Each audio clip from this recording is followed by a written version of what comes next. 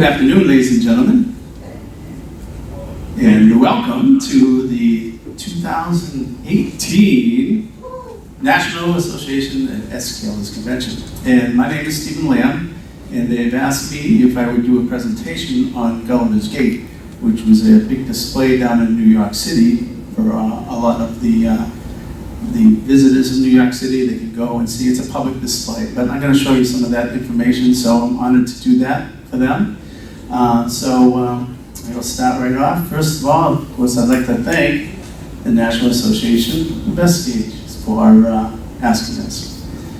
And then I'd like to thank Doug Peck of Line Hobbies, because without him, I probably wouldn't have known it. A lot of people didn't know exactly what it was, and I'll explain that too. So, if you don't know what I do as a business, that's okay, because I have a little video here that I can show you of what Stephan Associates does as a business.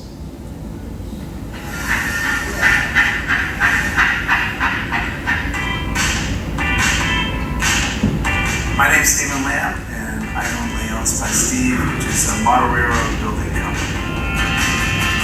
On my team, we have my wife, Kimberly. Of course, I married the boss. Personality is bubbly. She's always in a good mood. My name is Jonathan Lamb. Stephan is my father. And sometimes it makes it a little hard because you want to be like, no, or you want to talk back, but he's still my boss. So that's the problem. That's really the balance. Oh yeah, we have our shares and butt heads and ideas of what we're doing. I have the ultimate authority. It may not be the way you wanted it done, but it gets done. My name is Scott Brault. I've been working here for about 10 years now. He keeps to himself a lot of times, but when he has to, he'll speak up and tell us what needs to be done. He told me that it was a pretty good sized layout, so we'll see what it's all about. I went into complete heart failure and almost a cardiac arrest, and I was unable to do anything on the layout, and that's why I laid dormant for just about 2 years. Okay, what little nest wires we got here. Not my wiring job. He's had a lot of problems through the years, and he called us in to fix it, and we're looking forward to getting it running for him. So something is powering it, and it's not the throttle. What a mess.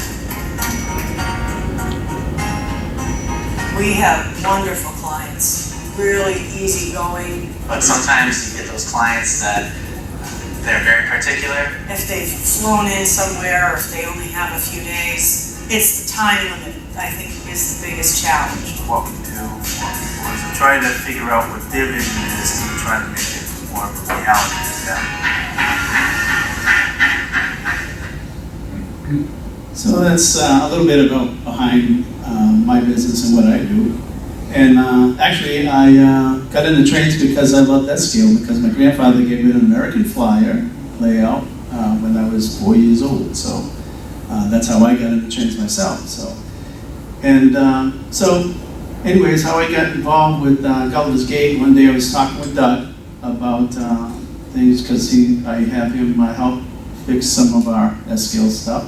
And he asked me if I were building the Gulliver's Gate project, and I said, I've never heard of it. So he emailed me a link, and I checked out their website, and then I saw this video from them.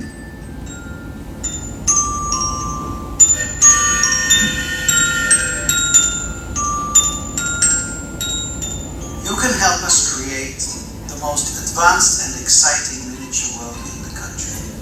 It will be the largest, most intricate, most technologically advanced miniature display anywhere right here.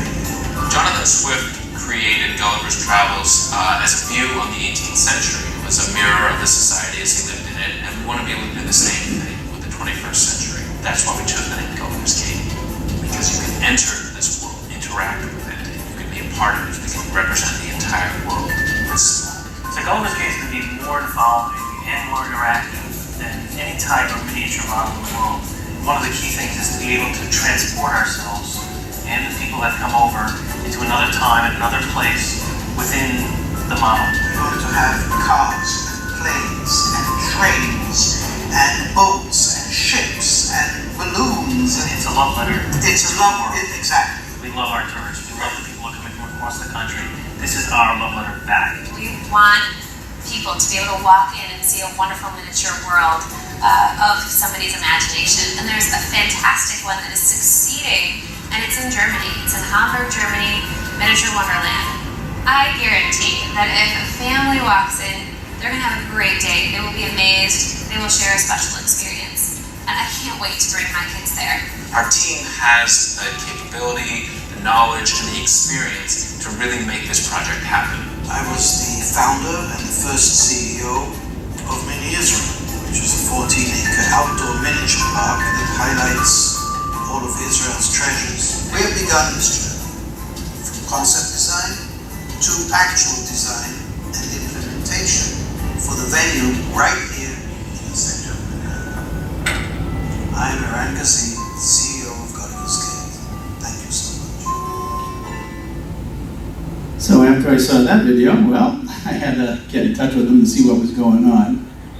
So I ended up talking to this gentleman named Matt Cody, which actually was his chief technology officer down there at Gulliver's Gate. He told me that they were looking for somebody that can run train controller, because he wanted to know that, wanted to get somebody there. They didn't have anybody at the time when I talked to them about actually running trains. In fact, most of them were just model builders down there, so they didn't know anything about actual trains. So we've done a number of different displays and actually made them automated with train controllers, so we had the experience. So I met with them down there, and while I was down there, explaining what we did and what we do, he asked me if we would like to build something for them, and I thought it was pretty much almost all done, because they seemed to have everything going already when they were showing me.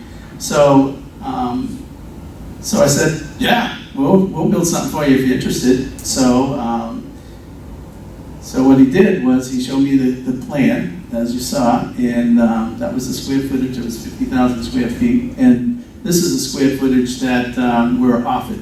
76 square feet in the little corner, and there's the other corner across from it, which is 132 square feet.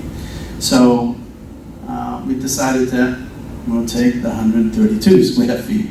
So now I had to come up with the concept, because they had everything. They had Egypt there, they had Asia there, they had England there. So I tried to figure out, me and my guys were just trying to figure out what in the world are we going to build. So we said, what they don't have is they don't have anything that shows like New England, American at all, and they don't have anything with the seasons. So we came up with this little plan here. It's a little blurry, but what this is basically, we start off with three different levels, basically. This is the lower level here, then there's a middle level, and then there's a taller level up top as well. And so we're featuring Connecticut, Rhode Island, over to Massachusetts, and then to Maine, Vermont, and New Hampshire up here, and then we're going to put the White Mountains up and around. So that was the idea to do it, and we're going to do it in 3 different seasons, which was summer, fall, and winter. So when we got the okay to start looking into it, we went down there and we saw the space. So this is the space we had here. Some of the crates from other displayers that were setting up over there, and so we had put this paper right around our wall so we can measure it in my shop and then lay down the bench work, making sure that this fits in the shop. And so what I have right now is actually a video that's on our YouTube channel, because they asked me to videotape what we're doing. And so this is a little, I got 4 parts all together, so it's a little exciting, so I won't be boring you. So this would be part 1, and I'll explain a little bit what we see.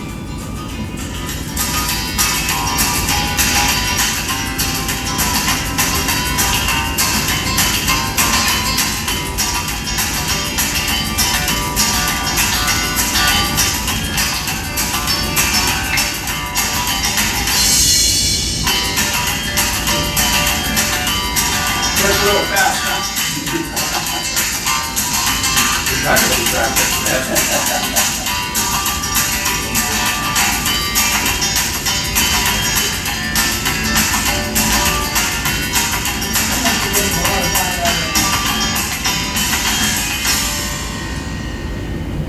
we have Scott making some walls here. Peter's over here doing some work on his staging. There's some wooden buildings going up in the mountain. And we come over here and he's really working on some detail parts. And right over here, some mountain work by Stu working on some mountain work. Hi, Stu. Go my main area. We have underneath the layout and a couple guys working over here on the wiring and second level wiring. Hey guys. Hi. All right.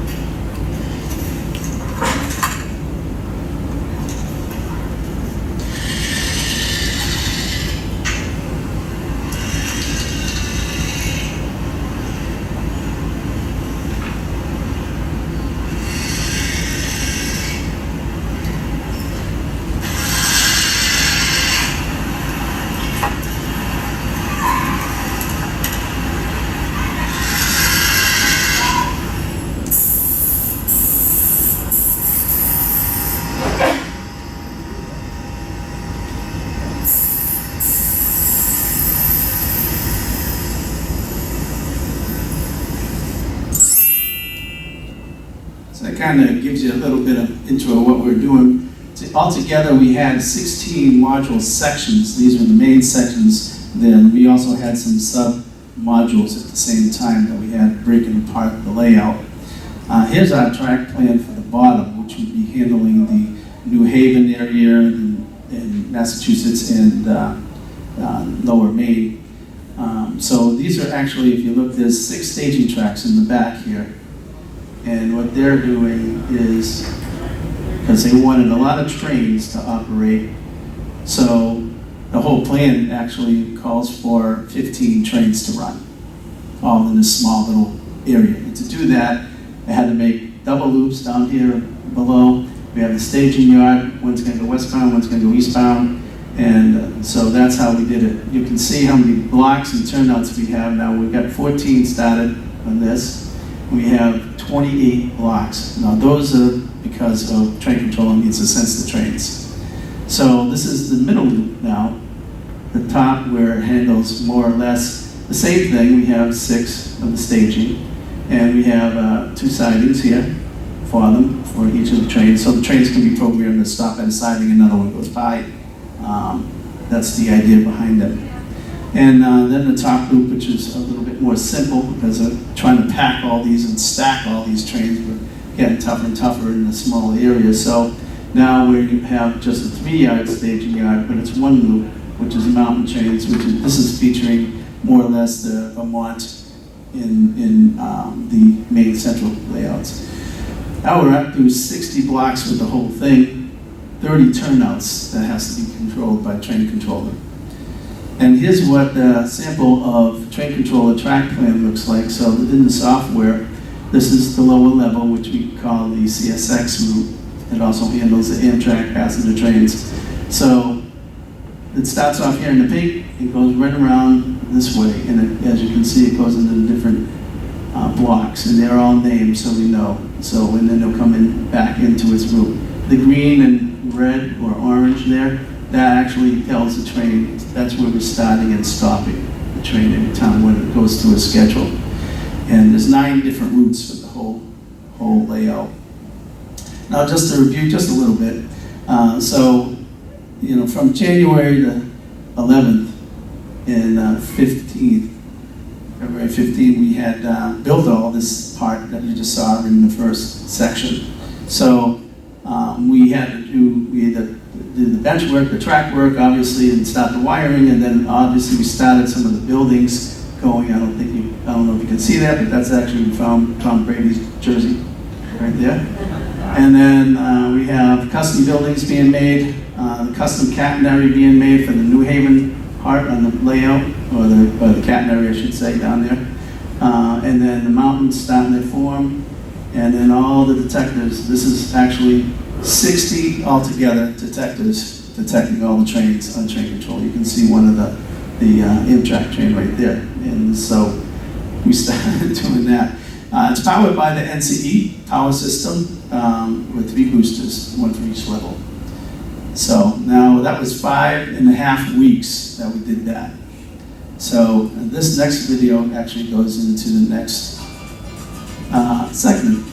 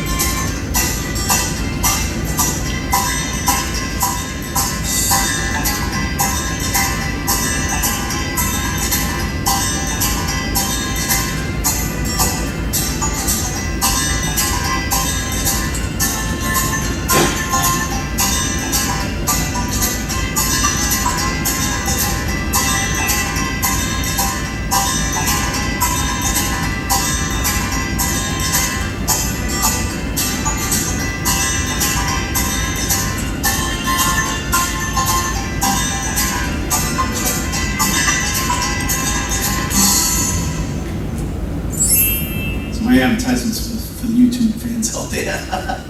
But anyways, that's part two. It just shows some of the highlights that are, so we can, obviously we were still building the buildings, getting a lot of the buildings done, and working on the top, starting to get this is actually a mock-up for the skiers. We had skiers going down the hill, which we had to make, and that's part of the animations. Altogether, we had to have, in the contract, at least 10 animations. I'll show you the simple ones, but these were starting to get the more sophisticated ones. So we had 10 animations going where you can actually get the animations going when you're the visitor there. Obviously, we had to work on the bench work, so this is the bench frames going around, which is actually going to be the in front of the fascia. This is part of, we're setting up now. Here is the track for the follow car system, so the cars can go around the buildings. Just a simple loop, basically. Then the water here, these were actually sitting on, running out of space in my workshop for all this. And so we set up some sawhorses so that basically these are lift outs, so we can lift them out and pop them right on the layout. So that way you'll be easy in all these easy breakable stuff, like all the ships and things, the masts and all that. We don't want them to get damaged, so we had them built over in an area that was safer, and then we can pack it safely too. And of course, then we started the mountain work, as you can see here, and this is May being started as well. So let's move on to, try not to make it too boring here, so I put a couple of these videos together to help you see how the progress is going.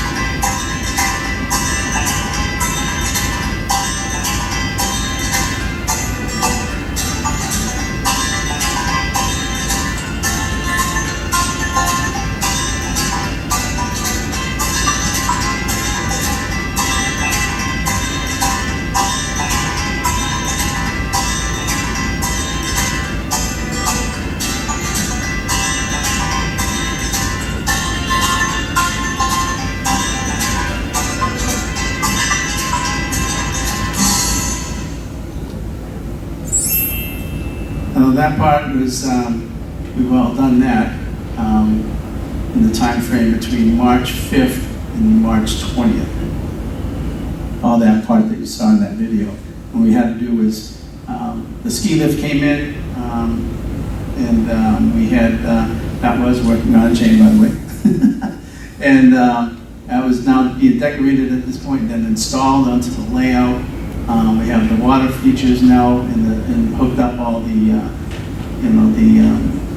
the lighthouses. There's 2 lighthouses on the layout. You'll notice on the pamphlet we gave you, I got all the descriptions of what's actually on there. The controls, they're all done at this point. We added, this is an aux box, which controls all the, some of the lights and special features of the animations. This one right here is the Digitrax signal for all the signals. They're actually real operating signals with it. And I made a shelf down here, because this is under the layout where they can keep all the train boxes. Over there, of course, we're finishing up the Massachusetts Bay, and you probably saw the little clam box there, so to know that's a little part of Massachusetts there. And this is actually a light genie. I don't know if any of you use light genie out there, but it's a company that makes the light genie. Is I believe I'm trying to remember now. I think it was Model Rectifier that makes that. And basically it all takes digital commands, so you can operate it. You can see we've got them all labeled and stuff underneath the layout for what it controls. And there's a New Haven station. Of course, we had to shorten it, being the lead level. So this was shortened. So that's the New Haven area of the layout on the part of Connecticut. And there's Tom's jacket is in there somewhere in the shirt.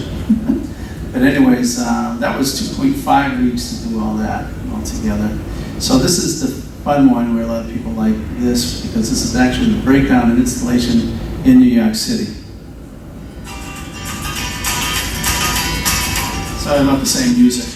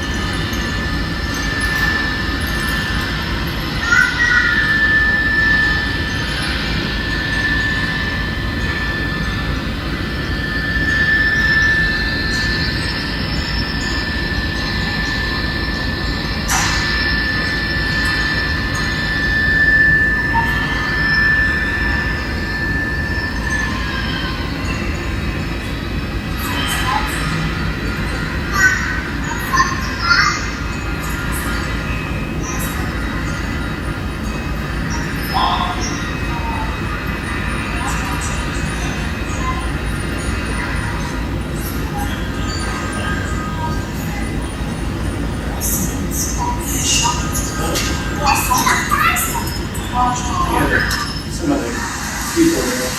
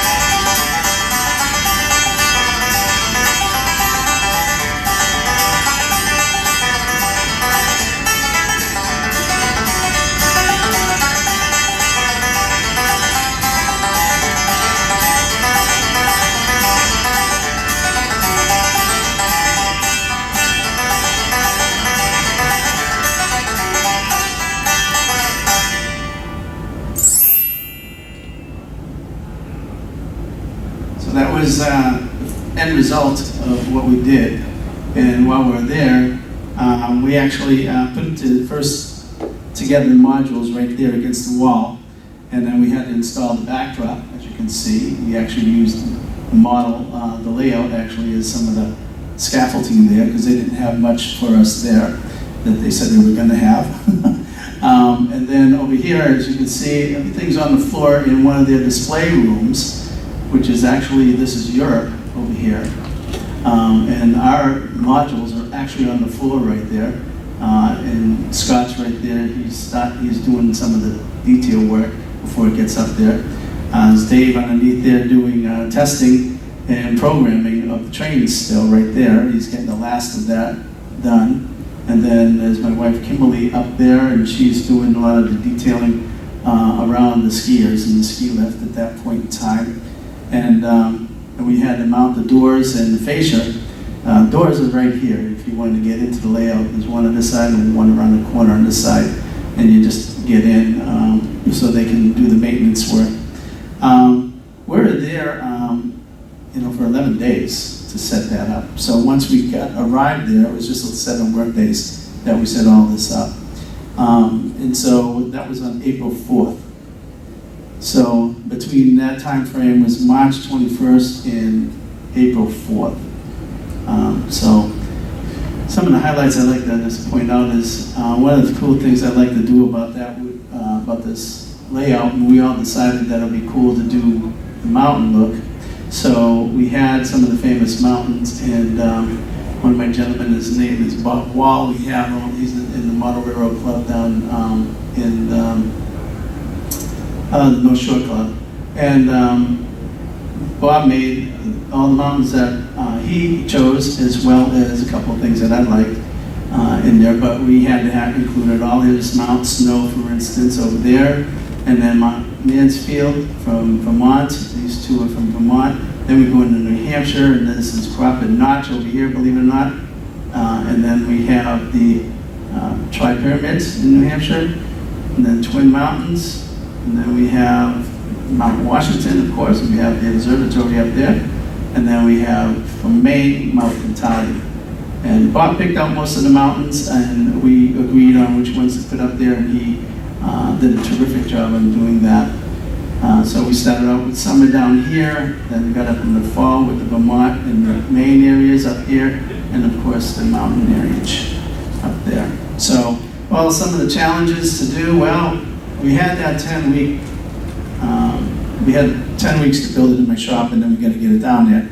And the reason for that is because we had, I did the estimate back in September. By the time everything was all set, they said they were going to send the deposit. Well, the deposit didn't actually come until January.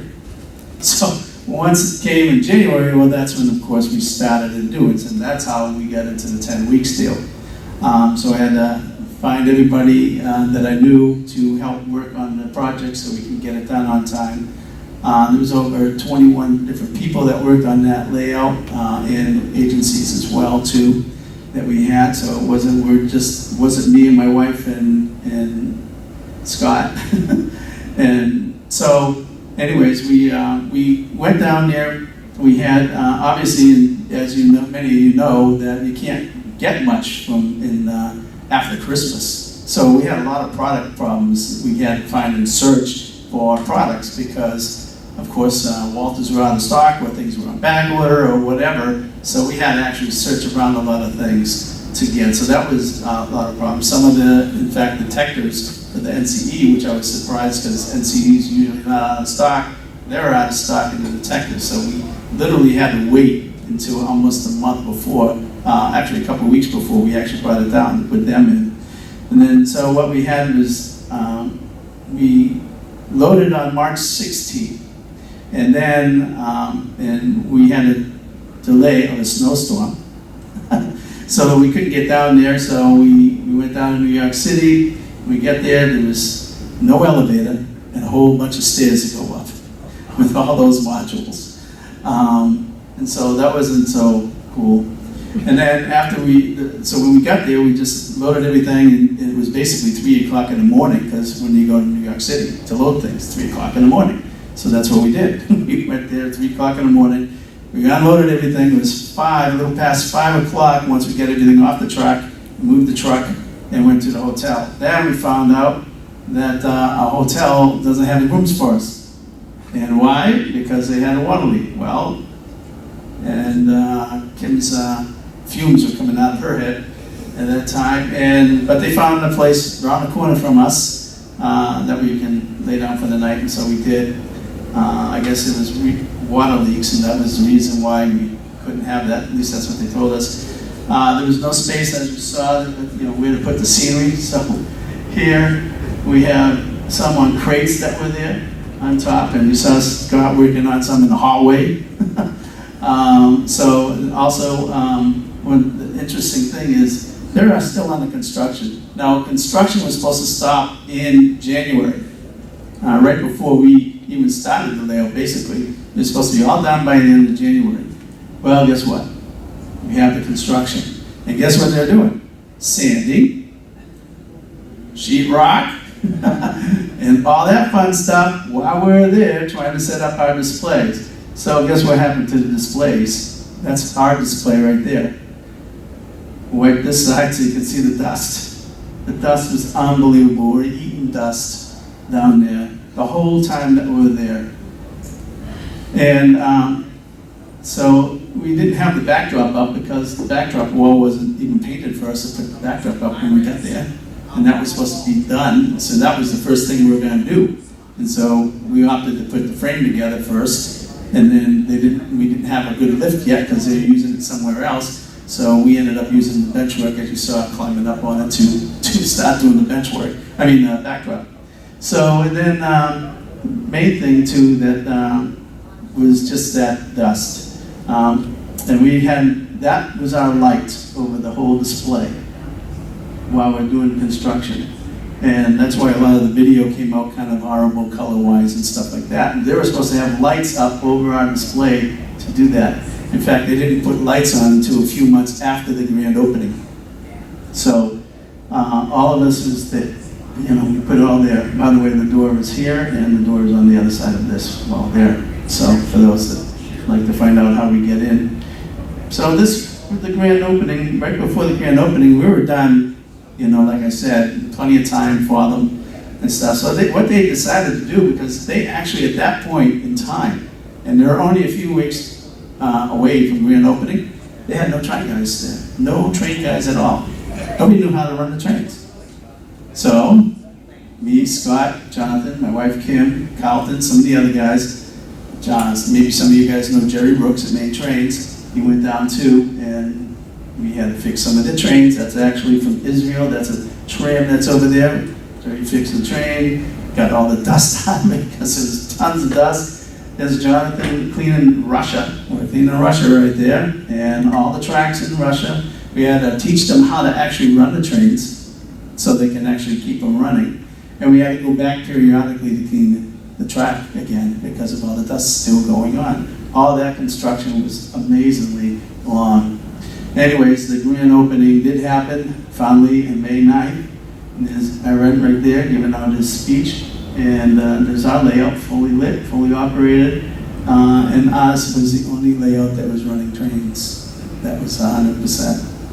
And others we were there at the grand opening, so something when they had a problem, we went over and fixed it for them so they can have some display running. So this was amazing. The whole project, by the way, was supposed to be about a $10 million project. They went over 40 million for that project, okay? And it wasn't me. It's actually, we were on budget for what I proposed, and then also we gave a lot more time and energy into that, so we gave them a lot more. So that's why probably they loved us for helping out and down there. So that was great on the grand opening. And then while we were there, of course, we took a group picture, but you can see the lighting is not so good because we got one light right there, which is still there, grand opening day. And, Kimberly and I are immortalized on the layout because down there you can actually get a little model of yourself. So right there, we're on our layout, we're in front of warehouse number 1. And when you look in that warehouse, there's a top window up there, and you'll see little modelers up there working on train layouts. That's Stephen and Associates working on train layouts. So that's pretty much what was going on. I just have one more little thing to kind of give you a little bit more insight. Now, this is actually a little intro for Gulliver's Gate, but it's the secret of World of Model Trains. We've had an actual TV crew following us around for over a year, and they're filming a reality show for us, and they're searching around to put it on maybe PBS, as far as we know. So we've got 4 shows taped and another 2 to go before they do something with it. We don't know exactly if it goes on, that's great. If it doesn't, well, I have some nice little footage of us, you know, so that'd be kind of neat. But this is a little promo video of that put out by Business Town Productions, and this is what it is. You're kidding, right? On this episode of The Secret World of Model Trains, Gulliver's Gate, one of the biggest displays of miniatures in the world, asked us to build a train layout on an impossible schedule for their grand opening. This is going to be seen by thousands of people right in Times Square, so nothing can go wrong. Unfortunately, we have all these other clients, though, that we have to pay some attention to. I do not see how we're going to finish this on time. So all fit in the truck. That'll be a challenge. There's no way we're getting this layout up all these stairs. We had a crazy 10 weeks of building this thing for them. Now it's time to share it with the world. That's awesome! Phew.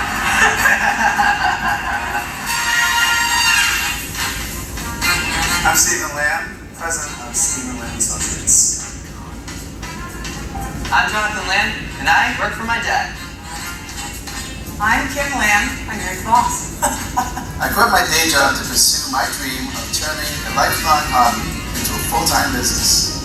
Today, Stephen Lamb Associates is one of the premier model railroading services in the United States.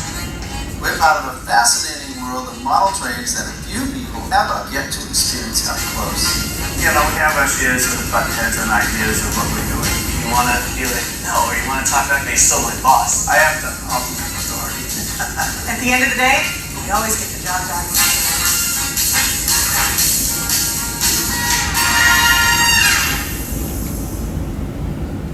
So I want to thank everybody. Again, I'd like to thank the National Association of Stagers for inviting us here. And if you have some questions, we'd be glad to answer some. And we know we have the next presentation coming up. But Scott, if you want to put on the lights. And there you go. And the one's out here too. When you go to Governor's Gate, by the way, you get in, you can get a passport if you have one of those people made. You people yourself, you get a passport.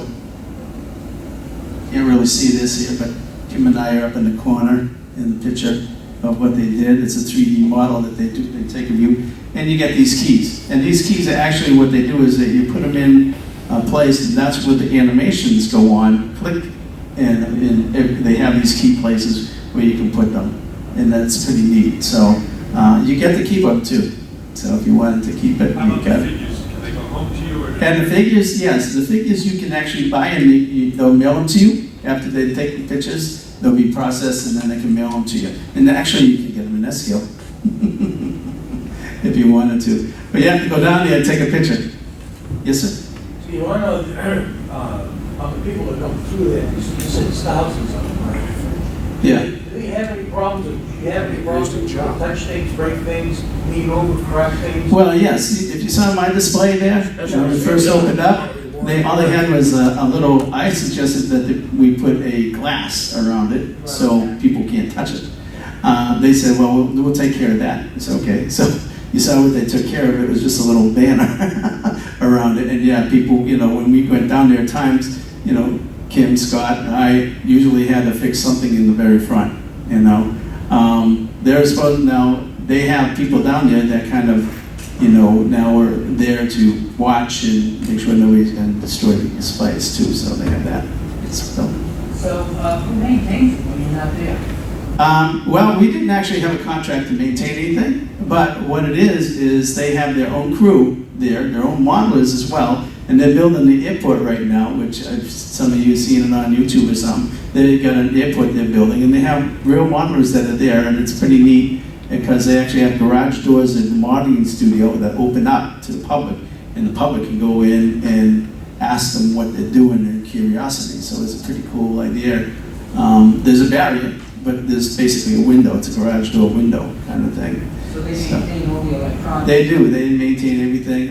We gave them, obviously the information that they need. I had backup stuff for train controller and things in case they lost it or somebody messed it up or whatever. I had that, which I could just email them, and they have a whole crew that maintains that whole thing. And basically, that's the big challenge, I think, for them was really try to get all those $1 million worth of models there undusted. Because it was horrible. Like I said, the contractors down there were still going when we were there. In fact, that day when we came in, they just did the floors over. So they had cones all over the place, and that was grand opening day. Fortunately, it dried fast, so, but we were in there early before everything. Are taking those as standalone displays and not contiguous? Yes, they are. They're standalone displays, and they have different cool things about it. Like you can go in where my display was. Before you get to my display, it's actually New York City. A whole display of New York City right there. They have buttons that you can push. You can watch swings go, and there's actually a parade going down Main Street and stuff. And it's pretty neat to to entertain yourself, so to speak. But it's great to see the models, and they got a beautiful, beautiful station there of Union Station, down there. And the modeling is just fantastic. Even though a lot of these guys didn't know how to do anything with trains, they certainly knew how to do modeling. A lot of it was 3D printing. They have a number of 3D printers themselves, but they actually hired a number of subcontractors like myself to actually build. And when I got there, I was at the end of the game pretty much. So I was kind of, very well, we'll just go down there and teach them about train controller. And they asked me, well, maybe you can be a consultant for us for that. I said, sure. So, I taught the guys down there how to do it, so my job was gone. Take them a while to make a profit. Yeah, well, at $10 million, that would have been nice if it stayed around that budget, but it went up to 40, and they can't make it. They can't make it anywhere, right? Yes, sir. What do they charge for admission? What do they charge? They charge around $37, I believe. Obviously, there's different prices for kids and seniors. I think the average was $37 and get in, which isn't bad for New York City. Parking's more. How long does it take to see the whole day? Oh, you can, just like going to like George Celios's house or something. You can just spend hours just one spot. I mean, they had some beautiful, beautiful displays. Egypt, and they had the pyramids there. They had the breakdown inside. They had Israel, which where the trams was. Those were real nice. That was really done well. Can't say much for the track work though in Israel for those trams. We had to work on that before. And what's amazing to me though, all these companies that did build the trains in China, when China was there, the big problem with China, which was a huge display. I mean, China was huge. They had one train on that whole thing, and evidently when they wired it up, they didn't finish wiring the things, and somebody tapped it into the light bus. So guess what? They fried the transformer for the train, and nothing was in blocks, and they were all supposed to be in blocks like what we did, so train controller could control them. So all they had was just one big DC loop, for that. So they had to really work on that. We never had any time for that because I did show some of the guys what's going on, and we did trace what happened to that power supply. Why it didn't fry? Something's wrong. So traced it, and it was hooked up to the light bus. So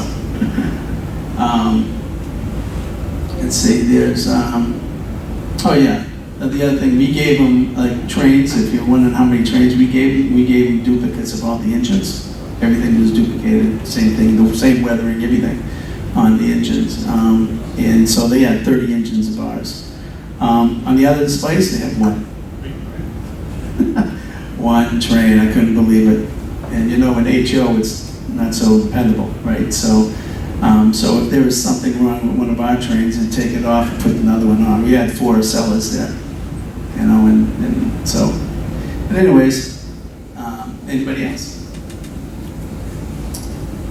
Good to see you all, and thank you very much for watching a little presentation. I hope I didn't bore you too much. I'm not really a presenter. So at least that's what happened down the Gulliver's Gate and how we had to do it. So would I do it again? Maybe. Maybe enough, yeah. It was fun. It was a great experience, though. I mean, you got to meet a lot of people down there, a lot of nice modelers. Really, really a nice, you know, the people there were all really good. So they treated us well. Yes, sir. Actually, that's just one quick question. When you were down there as a model and seeing the other professionals, did you pick up any tricks of what, you know, what they did as far as... I wish I had time, but I did, yes, I did have some ideas, and we definitely took pictures and ideas. I loved Israel, where they actually had the, they had, what? They had South America. That came in right after we did. No, in the Ark of the Covenant, they had buried underneath in the tunnel in Israel, and there's the Ark. But it was pretty neat. Yeah, Scott's referring to South America, which actually had real water there, and they actually had the ships really operating by working. Yeah, the Panama Canal and everything, and the canals actually work, and the boats go out, and the boats come in. So it's amazing stuff to see. I got that guy's card, by the way. So they're still working on a number of things. They still got projects down there that they want to do on their own, because it was like, you know, build most of it for the presentation, and then they're going to take over, obviously, and work on that airport that they were building. And they want to do something with the space shuttle, and they want to do some other ideas that they do. And I guess the CEO signed a contract with another country over in, where was it? That was South Korea. Yeah, South Korea. All right. Well, thank you very much. I think I don't want to take up somebody else's time. That's at 2 o'clock, right? Who's that? Somebody else. Thank you.